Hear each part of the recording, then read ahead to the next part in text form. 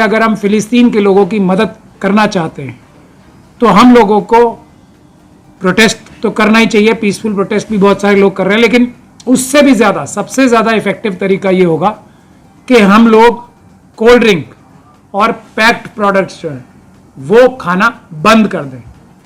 Gaza में लाखों लोगों के पास पीने का पानी नहीं है, खाने के लिए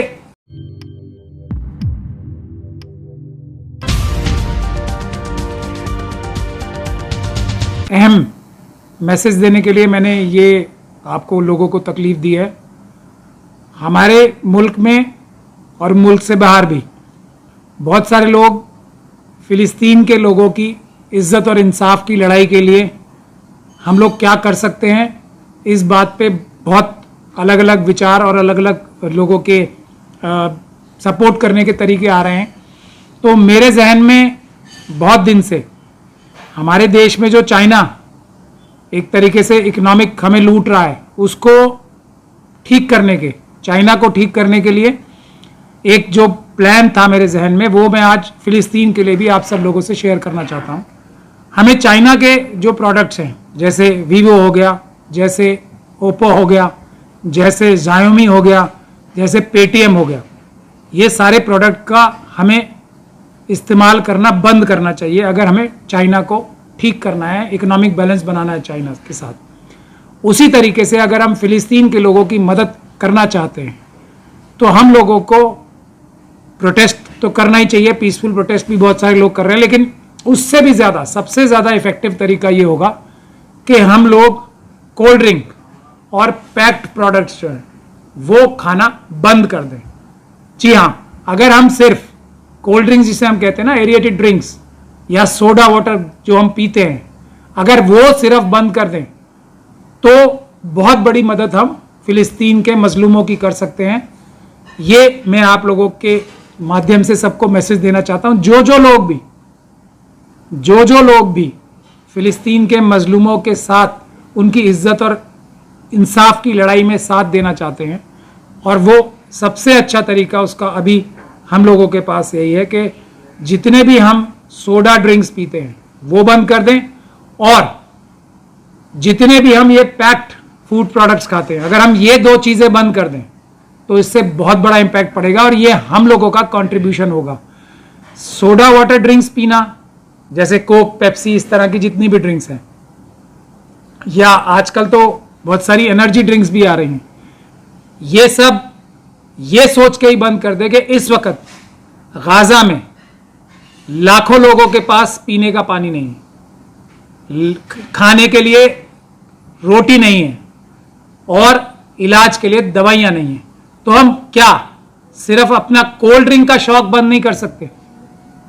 और मैं कोई भी ऐसी सजेशन नहीं देता जो मैं खुद अमल नहीं करता। मैं तो खैर बचपन से ही कोल्ड ड्रिंक नहीं पीता हूं, इसीलिए मैं ये गुजारिश कर रहा हूं सब लोगों से कि आप लोग भी एक तो पैक्ड प्रोडक्ट्स बंद कर दें।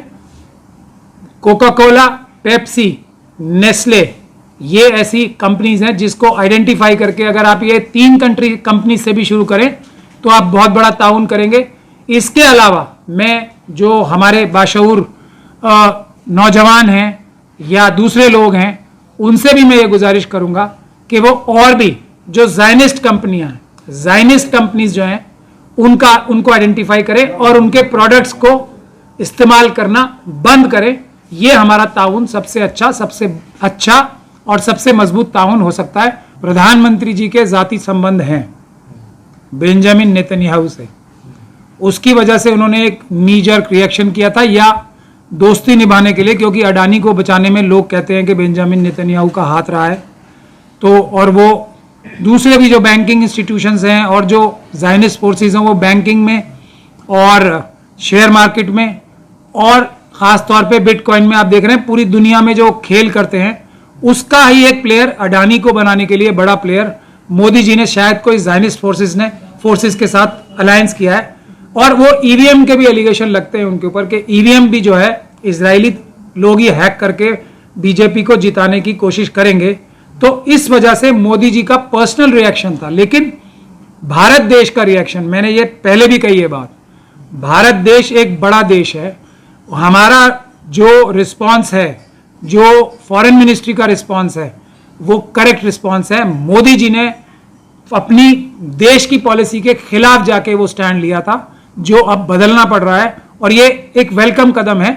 मोदी जी को भी समझना चाहिए कि बेंजामिन नेतन्याहू के साथ वो करप्शन में इन्वॉल्व हो सकते हैं, लेकिन देश को वो कॉम्प्रोमाइज नहीं कर सकते, क्योंकि बेंजामिन नेतन्याहू एक करप्ट पर्सन है। उनके खिलाफ अपने मुल्क में भी मुकदमे चल रहे हैं, उनके खिलाफ एक बड़ा माहौल पूरे उनके अपने मुल्क में है, उनकी करप्ट प्रैक्टिसेस की वजह से। वही इल्जामात मोदी जी और उनकी सरकार पे भी लगते हैं। तो करप्शन की दोस्ती को देश की पॉलिसी ना बनाएं, इसलिए उनको अपनी अब पॉलिसी चेंज करनी पड़ेगी। ये अच्छी बात है। चाइना के प्रोडक्ट का बहिष्कार करने की बातें कर रहे हैं आप, चाइना के प्रोडक्ट पूछो। चाइना के प्रोडक्ट को बहिष्कार करना ही चाहिए, वो तो मैं सबसे पहले कह रहा हूं। मोदी जी उसको कभी अमल में नहीं लाएंगे। चाइना के प्रोडक्ट मैं बहिष्कार करने के लिए इसलिए कह रहा हूं क्योंकि मनुवादी मानसिकता के गुजराती बिजनेसमैन जो हैं, उन्होंने देश के सारी इकोनॉमिक पॉलिसी को, डिफेंस पॉलिसी को कॉम्प्रोमाइज कर रखा है।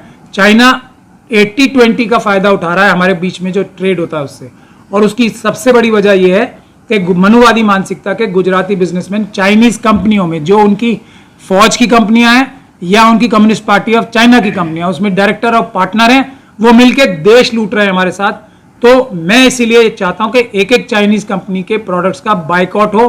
खुद पेटीएम, जिसका मोदी जी इतना बड़ा प्रचार करते हैं, वो अलीबाबा नाम की एक कंपनी है जैक मा की, उसके 40% शेयर हैं उसमें, और 20% एक अननोन एंटिटी जो कि मॉरिशस में है, जो भी एक चाइनीज उसको कंट्रोल करते हैं। 60% इसमें चाइना के शेयर्स हैं।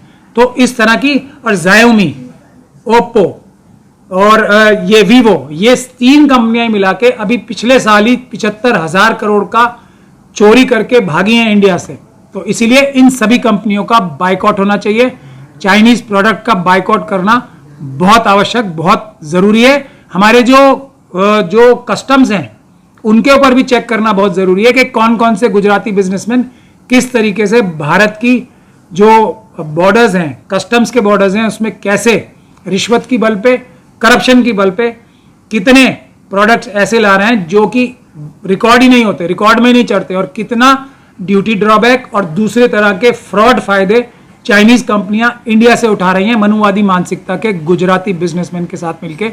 इस सब पे हमें सबसे पहले ध्यान देना चाहिए। ईडी का भी सबसे पहला काम ये होना चाहिए, कस्टम डिपार्टमेंट का सबसे पहला काम ये होना चाहिए, ये आईबी का सबसे पहला काम ये होना चाहिए, सीबीआई का सबसे पहला काम ये होना चाहिए। फिलहाल इस वीडियो में इतना ही दोस्तों। आपसे निवेदन है कि आप हमारे चैनल को सब्सक्राइब जरूर कीजिएगा, ताकि आपको वो खबरें पहुंचती रहें जिनको गोदी मीडिया नहीं दिखाता है, वो हम आप तक पहुंचाने की कोशिश करते हैं। फिलहाल इस वीडियो में इतना ही, हमें दीजिए इजाजत। आगे फिर मुलाकात होगी आपसे किसी ऐसी खबर के साथ। तब तक के लिए जय हिंद, धन्यवाद।